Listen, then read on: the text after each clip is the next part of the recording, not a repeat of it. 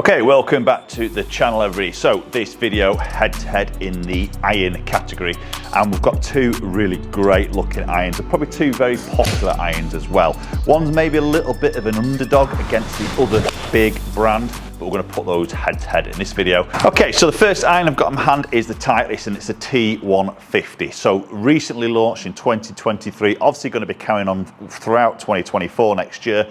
Beautiful looking iron, massive brand, Titleist in that players category. Popular iron, this T150 being 2 degrees stronger than the T100. Forged feel, some good forgiveness in there, and a beautiful look. And I'm going to put that up against maybe what we would associate as being a little bit of an underdog in this iron area, but an absolute cracker. And this is the Srixon and the ZX7. Beautiful club. It's a great looking golf club, really good sort of feel to it, but sometimes for me just sits under that radar a little bit from those big brands that plow out the marketing side of things. So I want to put these up against each other. We'll talk a little bit about price, we're going to talk about looks, performance in this video. So we'll start off with ZX7 from Srixon. As I say, forged head, we've got that cavity in the back, we've got some technology, this pure frame. So this is the club that Brooks Koepka's got in the bag. Very good looking golf club, and for me a little bit of a slightly blocky top line to it, but nice curvature in that toe area, sort of a satin groove section with again a little bit of a deeper satin heel and toe, so there's no polished on the appearance as it sits down by that golf ball. Great looking golf club though. So this ZX7 hitting 7 iron, it's lofting in at 32 degrees of loft, so exactly the same as what we see in that T150 iron. And Srixon is an iron that I've played in the past. I've got fond memories of Srixon, beautiful feeling golf clubs, and this is no exception really. A little bit of tech involved in this with that pure frame, which is basically that little bit of weight in that hitting area behind, obviously the sweet spot or the centre of gravity area with that frame that sort of just basically generates a little bit more of that flex and that speed through that club face. We've got that traditional V sole that we see many versions now of the Srixon iron, which is great for that turf interaction, getting that sole in and out of that turf relatively smoothly, keeping the speed up through that strike. Okay, and there's that sort of forged feel that we're getting, that sort of very nice responsive sort of feel off that club face, and we know Srixon are very good at doing that fully forged head in this ZX7. I think for me these irons, in this category are really sort of popular. There's a lot of players out there, maybe you're one of these players that sort of aspires to have that players golf club in, that need to sort of look, maybe the club that is used on tour, which this one definitely is. But you sort of need that little bit of, maybe a little bit of help there, a little bit of forgiveness, a little bit of speed up there. This is definitely a very popular area, and obviously the 150 from Titleist falls into that category as well. Yeah, it's a nice ball flight. It's one of those ball flights that doesn't look like it's just powering out there. Looks to be sort of that element of control into that as well. So maybe get in the comments down below there with Srixon. What do you think of Srixon as a brand, as an iron brand maybe?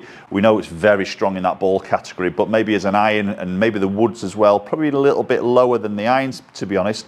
But fire your comments down below. Have you got Srixon? I think if you have, you're probably going to say these are really good irons, really enjoying the irons. Yeah, stunning. Really nice sort of feel off the glove face. It's definitely an iron that I would say to you, put in the mix if you're into that buying arena and you want to sort of have a go with some different irons. Definitely don't overlook this. Definitely have a go with the Srixon ZX7. Ooh, a little bit leaky that one to the right. Touch pushy, but good strike again. Very similar in that trajectory of ball flight. So price wise on these currently for a 7 iron set in steel are coming in at £1,149. So not the cheapest out there, but then in that forged area it's a pretty typical price as we see at the moment. Right, so we've switched over now. Titleist T150, beautiful looking iron. I think the whole T range that's come out is I think a very strong range from Titleist. So we've definitely seen that in our fitting sessions.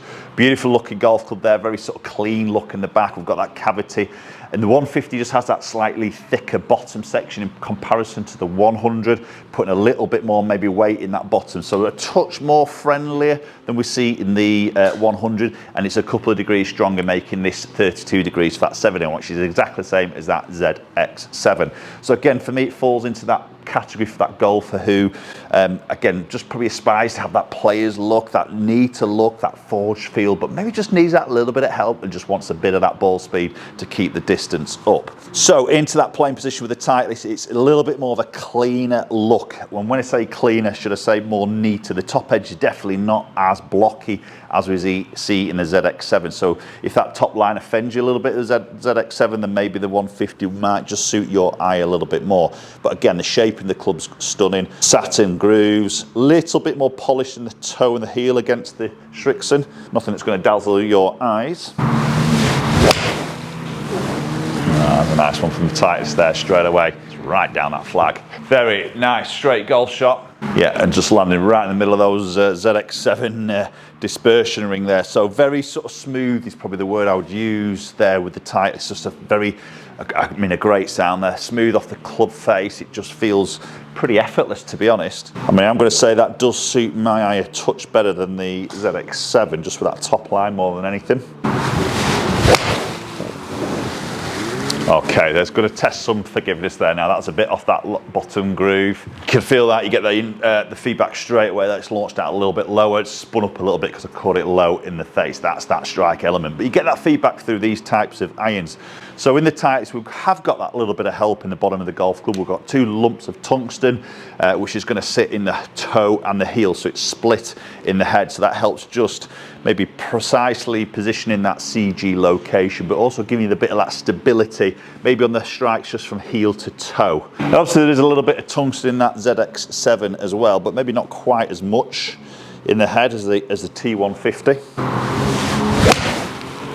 That's a good strike. That feels beautiful. Totally different sort of numbers there, I'm guessing, from that particular strike. Yeah, just a touch pulley, which makes it go a little bit further. Now, Titleist did a lot of work with this new T range right the way through is with this descent angle, peak height descent angle, which they're claiming is giving you more stopping power than maybe actually increasing spin actually on the golf ball. So it's an interesting one there, and definitely, you know, the peak height 101 there, so it's getting a nice height on that peak, which gives me a little bit of that descent angle around that sort of 48-degree mark. So, you know, I've got full confidence that's got some stopping power, even though the spin isn't massively high.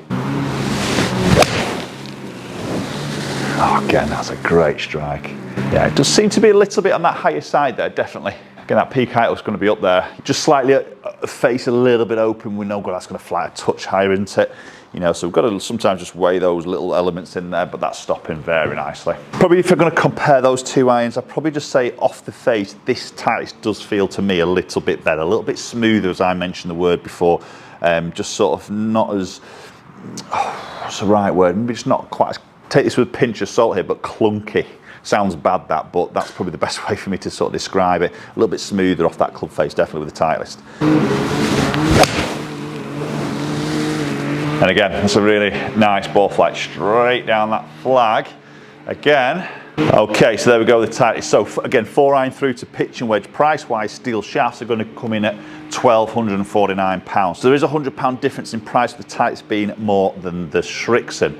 2 great irons for me in that same area. As you can probably see with the numbers we're looking at there, distance-wise is very, very similar, isn't it? And we're going to expect that, you know, they're both in that forged area, they're both 32 degrees, so that isn't going to be probably the thing that you're going to go into is trying to chase distance when you're comparing these 2 irons. Looks definitely, the feel off the club face definitely, and your emotions to that golf club definitely will play a part of that. Post comments down below, let me know your thoughts. Hope to catch up with you all very soon.